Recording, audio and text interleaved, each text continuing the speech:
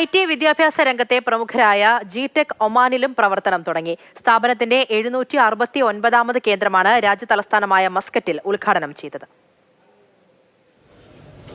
IT വിദ്യാഭ്യാസ രംഗത്തെ പ്രമുഖരായ ജിടെക് കമ്പ്യൂട്ടർ എഡ്യൂക്കേഷന്റെ അത്യാധുനിക ടെക്നോളജി കോഴ്സുകൾ ഇനി മുതൽ ഒമാനിലും ലഭ്യമാകും.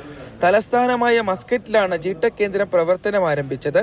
മസ്കറ്റ് ജനറൽ സെക്രട്ടേറിയറ്റ് അംഗവും Arab European centre for human rights and international ലോയുടെ ഔദ്യോഗിക പ്രതിനിധിയുമായ Sheikh Ahmed bin Khalfan Al Khufali ഉദ്ഘാടനം നിർവഹിച്ചു.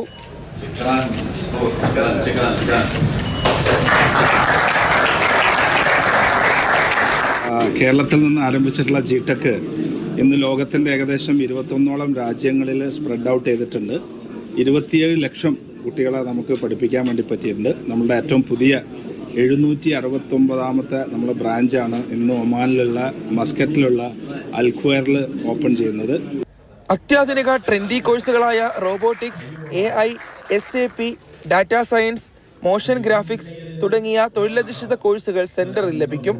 അൽഗോബ്രയിലെ അവന്യൂ മാളിലായിരുന്നു ഉദ്ഘാടനം.